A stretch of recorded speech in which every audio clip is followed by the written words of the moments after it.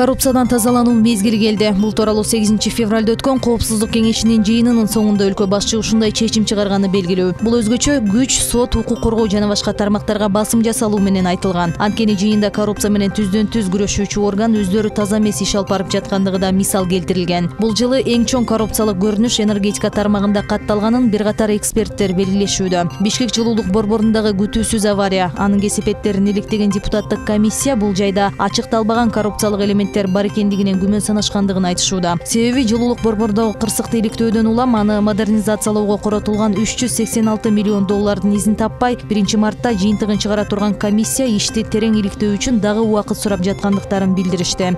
Себеби катардагы кызматкерлер бул ишке күнөөлүү деп табылып, жумуштан алынуу менен маселе чечилбесин. Чыныгы күнөөлүү ким, ири каражат кайда жумшалганы маанилүү дешет комиссия мүчөсү Исхак Масалиев. Депутатская комиссия сегодня.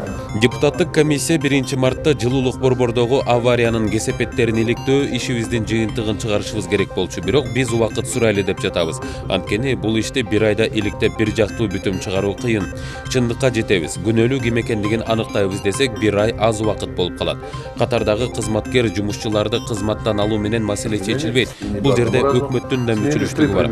Ошондой эле модернизациялоого деп коротулган 386 миллион доллар каражат кайда кеткенин да такташыбыз зарыл. Оңдоп түзөө демилгесин колдоп берген катачылыкты эл өкүлдөрү моюнга алып, жоопкерчиликтен качпай, комиссия бул ишти тереңирээк иликтешибиз керек болуп жатат. Ошондо чындыкка жетебиз деген ой бар. Милицияны полицияга өзгөртүү маселеси каралып жатат. Бул тууралуу премьер-министр Сапар Исаков Кыргызстандагы коопсуздук жана кылмышты алдын алуу саясаты аттуу конференция учурунда билдирди. Анын айтымында укук коргоочуларды элге жакын кылуу негизги маселе болуп турат. Милиция бул Советтер Союзунан бери келе жаткан милитаристик авторитардык структура. Ал процесс менен статистикага багытталган. Ал эми полициянын милдети коомчулук менен иштешүү. Учурда биздин адистер башка өлкөлөрдүн тажрыйбасын изилдеп жатат, деди Исаков. Ал ошондой эле өзгөртүүлөргө кошумча каражат керектелгендиктен бул маселени атайын пландын негизинде ишке ашыруу зарылдыгын кошумчалады.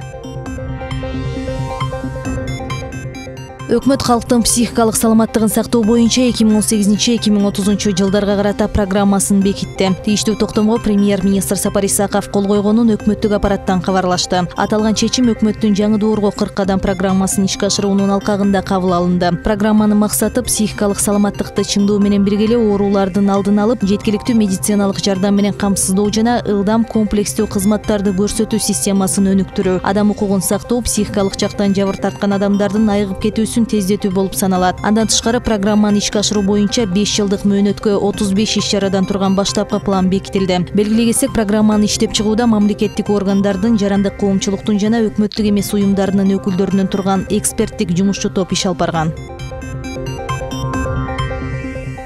Жогорку кеңештин Республика Ата журт фракциясынын депутаты Фархат Иминов өз ыйгарым укуктарын тапшырды. Ал өз кайрылуусунда мандатты тапшыруу анын жеке чечими болгонун, бул кадамды саясатка байлоонун зарылчылыгы жок экендигин жана шайлоочуларга ыраазычылыгын билдирген. Депутаттык кызматымды аткарып жатып, мен өз ыйгарым укуктарымдын чегинде көп иш аткардым. Учурда Кыргызстандын жаңы президенти өлкөнүн келечегин жакшы жакка өзгөртө турган чечимдерди, олуттуу реформаларды жасайт деп ишенем. Ал эми мен өзүмдүн мындан аркы ишмердүүлүгүмдө өлкөмө жана элиме кызмат кыла берем деп жазылат депутаттын кайрылуусунда. Кыргызстан 2018 жылы 8000 чарчы метр арзан турак жайды мамлекеттик ипотека аркылуу берсе, 2019 жылы ипотекага берилген турак жайдын көлөмү 130 000 чарчы метрге жеткирилет. Бул тууралуу парламенттеги КСДП фракциясынын жыйынында вице-премьер-министр Санжар Мукамбетов маалымдап, Чүй жана Нарын облустарында көп патерлүү 2 үй курулуп жатканын айтты. Компания быйыл калган облустардын борборлорунда Каракол, Баткен, Жалал-Абад, Ош, Талас шаарларында арзан турак жай кура баштайт. Анан албетте курулуштун сапатына өзгөчө көңүл бурулат, деди Мукамбетов. Жогорку кеңештин басма сөз кызматы кабарлагандай, Мукамбетов депутаттарга турак жайдын эскириши 40%га жеткенин, абалды оңдоого багытталган иштер арзан турак жай 2015-2020 программасынын алкагында жүрүп жатканын айтты. Белгилегенде Кыргызстандагы жалпы турак жай фондунун тартыштыгы 30 миллион чарчы метрди түзөт. Ленин районунун жетекчилиги Ош базарындагы мыйзамсыз соода саттыкты токтотуу үчүн ыкчам топ түзгөнүн Бишкек мэриясынын маалымат кызматынан билдиришти. Аталган топко салыкчылар, милиция кызматкерлери, санитардык эпидемиологиялык көзөмөлдүн, санитардык экологиялык инспекциянын, ветеринардык жана фитосанитардык коопсуздук башкармалыгынын, дары-дармек менен камсыздоо департаментинин, жерди колдонуу жана курулуш башкармалыгынын кызматкерлери кирди. Маалыматка караганда, үстүздөгү жылдын 1-мартынан башталган рейдти бийлик күн сайын өткөрүп турат. Ошондой эле атайын соода кылуу үчүн бөлүнбөгөн жерде товарларды саткандарга 2000 сом өлчөмүндө айып салынат.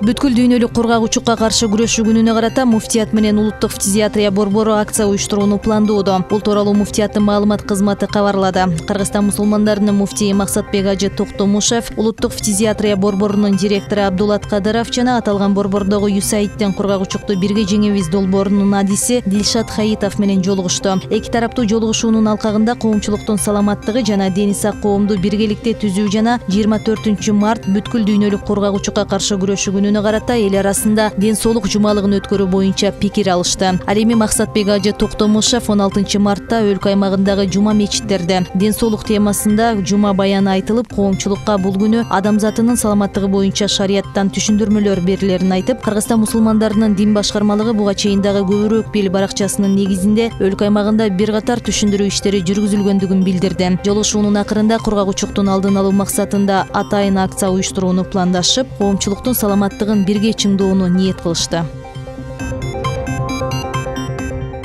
Бишкекте майып балдарга арналган балага эшик ач аттуу социалдык кампания башталды. Бириккен Улуттар уюмунун балдар фонду демилгелеген бул иш-чара Бишкек мэриясы менен биргеликте уюштурулууда. Анын алкагында муниципалдык балдар бакчаларына майып балдарды бөлбөстөн алар менен кантип чогуу ойноо жана сүйлөшүү керектигин түшүндүргөн баракчалар таратылат. Кампаниянын максаты мүмкүнчүлүгү чектелген балдарды коомго аралаштыруу, аларды кодулоону токтотуу. Расмий маалыматтар боюнча Кыргызстанда жалпысынан 2 миллиондон ашуун балдар болсо, алардын 29 миңи майып. Ишемби күнү 3-мартта күндүз Ысык көл, Нарын облустарынын көпчүлүк аймактарында, Чүй Талас, Ош, Жалал Абад, Баткен облустарынын кээ бир райондорунда жаан кар жайт. Тоо этектеринде жана тоолуу райондордо жолдор тоңуп тайгак болот. Батыштан соккон шамалдын ылдамдыгы секундасына 4-9 метрге жетет. Чүй менен Талас облусунда түнкүсүн 6 градуска чейин суук болсо, күндүз 10 градуска чейин жогорулайт. Ош, Жалал Абад, Баткен облустарында түнкүсүн 1 градус сууктан 4 градуска чейин жылуу болсо, күндүз күндүн табы 11 градуска чейин көтөрүлөт. Ысык көлдө түндө 6 градуска чейин суук болсо, күндүз 5 градуска чейин жылыйт. Нарында сууктун күчү түнкүсүн 13 градус, күндүз 5 градуска чейин жетет. Эртеси 4-мартта түнкүсүн жаан-чачын күтүлбөйт. Күндүз Чүй Талас, Жалал Абад, Ысык көл облустарынын айрым жерлеринде жана Ош, Баткен, Нарын облустарынын кээ бир тоолуу райондорунда жаан-чачын болот. Тоо этектеринде жана тоолуу райондордо жолдор тоңуп тайгак болот. Батыштан соккон шамалдын ылдамдыгы секундасына 4-9 метрден, кээ бир райондордо 15-20 метрге чейин жетиши мүмкүн.